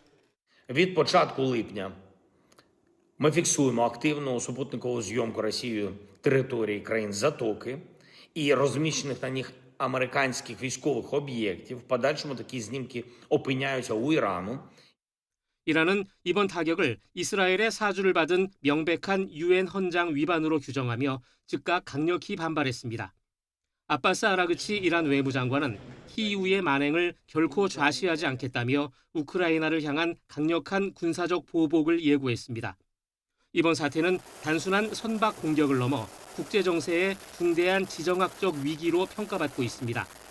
미국의 해상 봉쇄로 남부 바닷길이 막힌 이란에게 카스피해는 중국과 중앙아시아를 잇는 핵심 생명선이기 때문입니다. 서방 언론과 전문가들은 우크라이나 전쟁과 중동 분쟁이 군사협력과 보복을 매개로 공식적으로 합쳐졌다고 분석합니다. 미국 정보당국도 중동 내 미 중앙정보국 시설을 겨냥한 이란의 공격에 러시아가 직접 개입했는지 조사에 착수하며 배후를 압박하고 나섰습니다. 유럽과 중동의 두 전선이 카스피해에서 맞부딪히면서 글로벌 안보 위기도 한치 앞을 알 수 없는 새 국면을 맞고 있습니다. YTN 권영입니다. 러시아가 북한군 3만 명을 전장에 투입할 준비를 하고 있다는 젤렌스키 우크라이나 대통령의 주장에 대해 크렘린궁이 논평을 거부했습니다. 로이터 통신은 드미트리 페스코프 크렘린궁 대변인이 기자들과 만나 북한군 추가 파병 문제는 젤렌스키가 간섭할 일이 아니라며 굳이 논평할 필요가 없다고 생각한다고 답했다고 보도했습니다. 또 트럼프 대통령과 젤렌스키 대통령의 워싱턴 회담을 앞두고 우크라이나 평화 정착을 위한 새로운 제안과 관련해서도 어떠한 구체적인 정보가 없다고 밝혔습니다. 더불어민주당 당권 주자들이 8.17 전당대회 순회 경선 첫 지역인 충청에서 표심을 공략했습니다. 김민석 후보가 띄운 신천지 당내 개입설은 전당대회 최대 현안이자 리스크로 작용하는 모습입니다. 김다현 기자가 보도합니다. 더불어민주당 당권 주자들이 이번 주말 첫 순회 경선이 펼쳐지는 중원을 찾아 표심 공략에 나섰습니다. 첫 결과에 따라 특정 후보 대세론이 형성될 수 있는 만큼 총력전에 나선 모습인데 충남 금산 출신인 정청래 후보는 자신을 충청의 아들로 소개하며 한 표를 부탁했습니다. 전당대회 최대 현안으로 떠오른 신천지 개입설과 관련해선 의혹을 제기한 김민석 후보가 근거를 대야 한다고 압박 수위를 높였습니다. 신속하게 조사해서 근거가 없고 허무맹랑한 주장이었다면 이건 당사자를 징계해야 된다고 생각합니다. 이건 해당 행위라고 생각합니다. 충북 권리당원 간담회를 찾은 김민석 후보는 해당 행위라는 주장에 대해 국민의힘 논리이자 바보 궤변이라며 불쾌감을 드러냈습니다. 조국혁신당과의 연대를 깔끔하게 마무리하고 당의 전방위 확장을 시작하겠다며 정청래 후보의 아픈 지점도 파고들었습니다. 신천지 개입 경고가 당을 위헌 정당으로 몰아가는 해당 행위라는 것은 바보 궤변입니다. 신천지 수사엔 협조합시다. 송영길 후보도 정청래 책임론에 힘을 보탰습니다. 정 후보가 이재명 대통령과 불협화음을 냈다며 연임에 성공한다면 대통령이 레임덕에 빠지게 될 거라고 경고했습니다. 당의 대표가 될 리도 없겠지만 그렇게 된다면 대통령은 레임덕에 빠지게 되고 당청 간의 갈등은 심각해질 것이다 이렇게 예상을 합니다. 계파 간 충돌도 점점 거세지고 있습니다. 친명계가 전면적으로 신천지 의혹을 조사해야 한다며 김 후보를 엄호하자 친청계는 근거를 제시하지 못하면 당이 위험해진다며 사퇴까지 촉구했습니다. 의원들 단체 대화방에서도 당원이 국회의원을 이긴다는 정 후보 발언을 놓고 설전이 이어진 것으로 전해졌습니다. 신천지 개입설이 전당대회 최대 현안이 된 모습인데 지금이라도 비전 경쟁을 시작해야 한다는 목소리가 적지 않습니다. YTN 김다현입니다.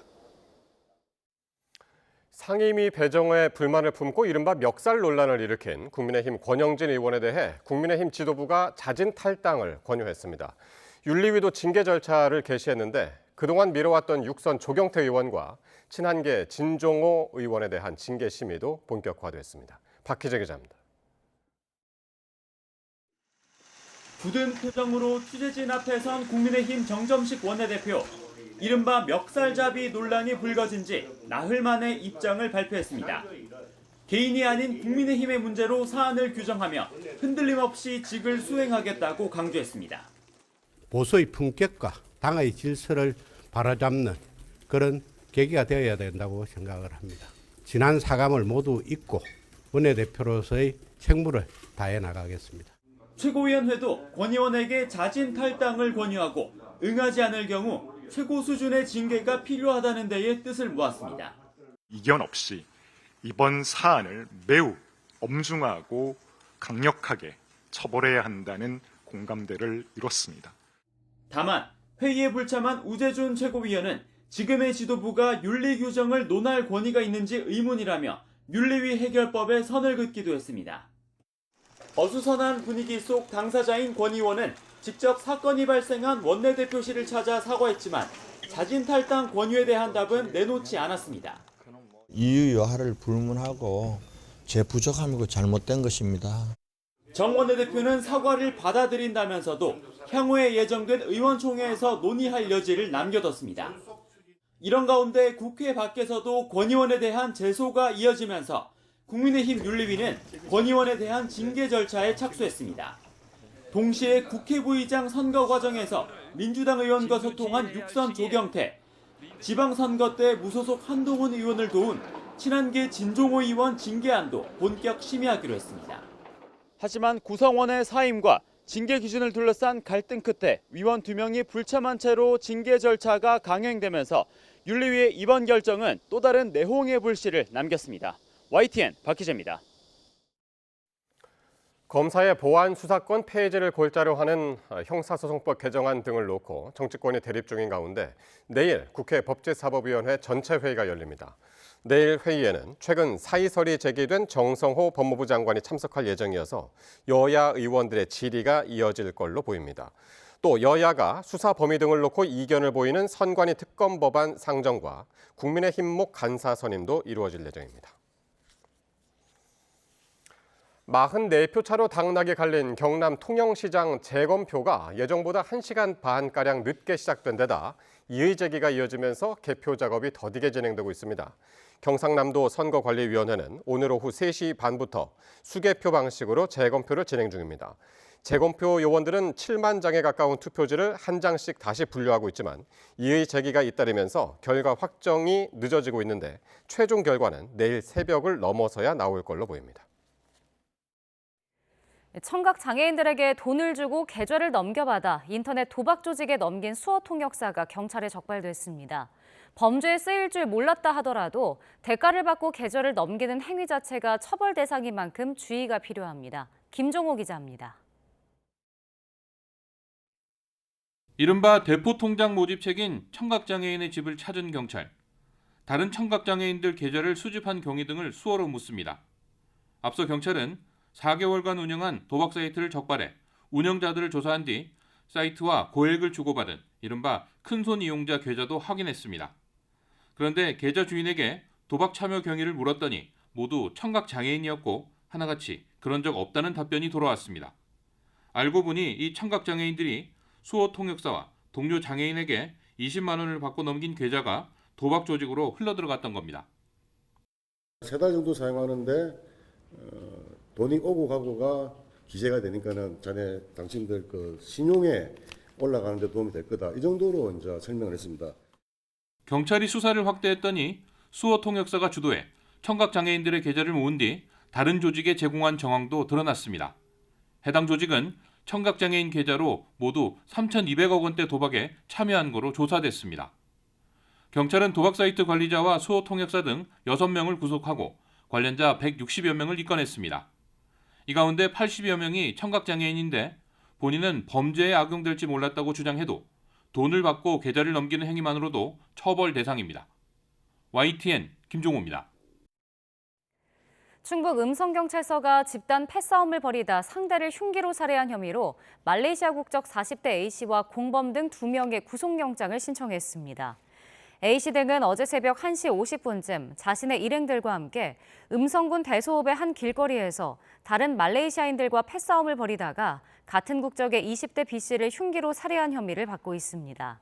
경찰 조사에서 A씨는 몸싸움 도중 우발적으로 범행했다는 취지로 진술한 것으로 알려졌습니다. 캄보디아 대규모 범죄단지 배우로 지목된 프린스그룹 창업자 천즈가 중국으로 압송된 지 6개월 만에 정식 체포됐습니다.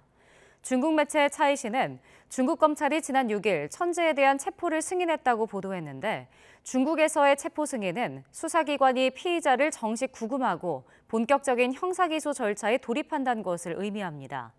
천즈는 사기와 불법 도박장 개설, 불법 경영 등의 혐의를 받고 있으며 중국으로 압송될 당시 거론된 범죄 수익 은닉 혐의는 제외됐지만 저작권 침해와 고의상해 혐의가 추가된 것으로 전해졌습니다. 코스피가 상승세로 출발했지만 장중 등락을 오가다가 상승분을 대부분 반납하고 강보합 마감했습니다. 중국 메모리 반도체 기업의 중국 시장 상장 여파가 우리 증시에 영향을 끼친 것으로 풀이됩니다. 윤태인 기자입니다.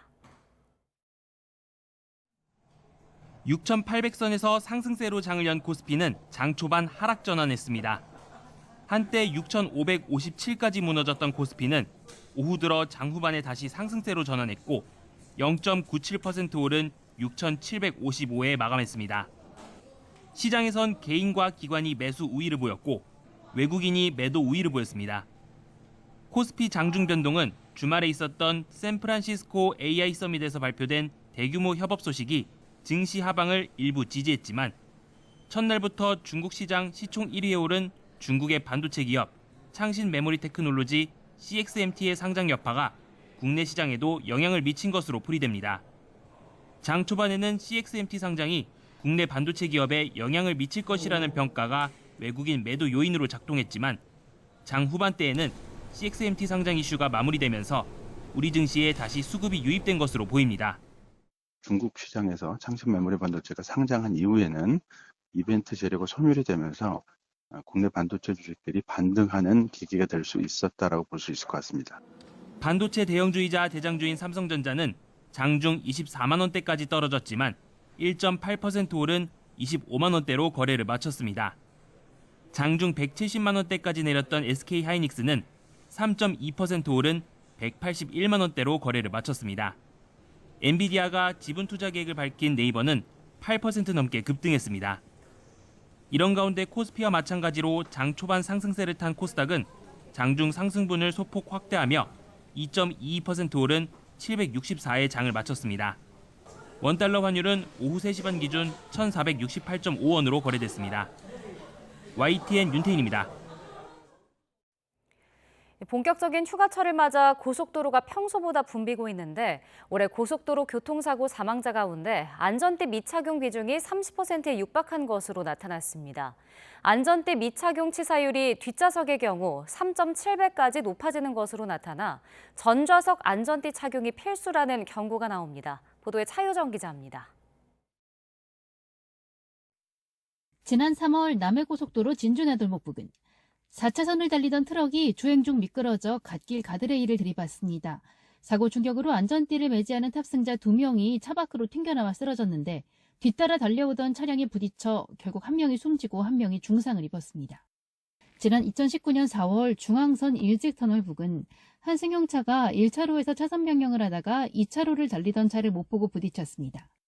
운전석 측면 충격 이후 가드레일에 연속으로 부딪히며 차량이 수차례 뒤집힐 정도로 충격이 컸는데도 운전자가 스스로 걸어 나옵니다. 안전벨트를 잘 착용한 덕입니다. 올해 상반기 고속도로 교통사고 사망자 95명 가운데 안전띠를 착용하지 않아 숨진 비율이 29%에 육박합니다. 사망자 10명 가운데 3명이 안전띠를 매지 않은 셈인데 이 비율은 최근 3년 평균보다 9%포인트 이상 높은 수준입니다. 안전띠를 매지 않으면 사고 났을 때 머리나 목 등 복합 중상을 입을 가능성이 최대 9배 높아집니다. 치사율의 경우 앞좌석은 2.8배, 뒷좌석의 경우 무려 3.7배까지 증가하는 것으로 조사됐습니다. 차종별로 보면 고속도로 이용률이 높은 화물차 운전자의 착용률이 낮았는데 올 상반기 화물차 교통사고 사망자 4명 가운데 1명 가까이가 안전띠를 매지 않은 상태에서 변을 당한 것으로 조사됐습니다. 화물차 안전띠 착용률은 78.3%로 전체 평균에 크게 못 미치는 수준입니다. 전체 사망자의 23.6%를 차지하고 있어 각별한 주의가 필요합니다. 이번 휴가철 고속도로 이용 차량이 하루 평균 543만 대에 달할 전망인 가운데 유사시 생사를 가르는 안전띠 착용 3초 습관을 반드시 지켜야 할 것으로 보입니다. YTN 차유정입니다. 지난해 프로야구 챔피언 LG가 후반기 시작과 함께 크게 흔들리고 있습니다. 8연패 수모를 겪기도 했는데 한 번 더 삐끗하면 5강도 장담할 수 없는 처지입니다. 보도에 이경재 기자입니다. 지난 2일 LG는 50승에 선착했습니다. 전반기 50승은 통합 우승을 했던 2023년과 지난해에도 이루지 못한 결과였습니다. 하지만 이후 14경기에서 단 3승을 추가하는 데 그쳤고 8년 만에 8연패도 당했습니다. 선발과 불펜 투순이 한꺼번에 무너졌고 타선의 집중력도 크게 떨어졌습니다. 최근에 처음 겪는 긴 연패, 선수들은 라커룸 청소부터 단톡방의 메시지 공유, 선수단 미팅 등 여러 방법을 다 써봤지만 효과가 없었습니다. 2연패가 4연패, 5연패 이렇게 길어지다 보니까 도대체 어떻게 해야 되지? 사실 제가 LG에 오고 나서 이렇게 긴 연패는 처음 하다 보니까 어떻게 헤쳐나가야 될지 사실 방법을 모르겠더라고요. LG는 1위를 달릴 때도 팀 타율과 평균 자책점 등 세부 지표에선 중위권이었는데 경기 운영으로 버텨오던 팀 전력이 결국 한계를 드러냈다는 분석입니다. 현재도 순위는 선두 삼성의 5게임 차 3위. 하지만 6위 한화나 7위 NC보다 팀 타율과 평균 자책점은 모두 아래입니다. LG는 이번 주 등판 예정인 메이저리그 112승 투수 카라스코에게 확실한 에이스 역할을 기대하고 있습니다. LG have a great traditional, a great fan, a great organization, and my goal it is to bring another championship home. 외야 수비를 담당했던 송지만 코치에게 타격을 맡기는 등 대대적인 코치진 개편도 단행했습니다. 이번 주 후반기 강팀으로 변신한 키움과 팀 평균 자책점 1위인 두산을 상대하는데 확실한 반전을 만들지 못하면 LG는 가을 야구 경쟁의 한복판으로 밀릴 가능성도 있습니다. YTN 이경재입니다. 코리안 특급 박찬호가 주도하는 투자 컨소시엄 팀 61이 미국 메이저리그 구단 애슬레틱스에 7천만 달러, 우리 돈 약 1,027억 원을 투자하는 전략적 파트너십을 맺었습니다. 팀 61은 서울에서 체결식을 갖고 우리나라 자본으로는 처음으로 메이저리그 구단 지분을 확보했다고 밝혔습니다. 팀 61의 수석 대표인 박찬호는 이번 파트너십을 통해 존 피셔 애슬레틱스 구단주의 수석 고문으로 구단에 합류해 선수 육성은 물론 아시아 지역 전략 수립의 자문 역할을 맡습니다.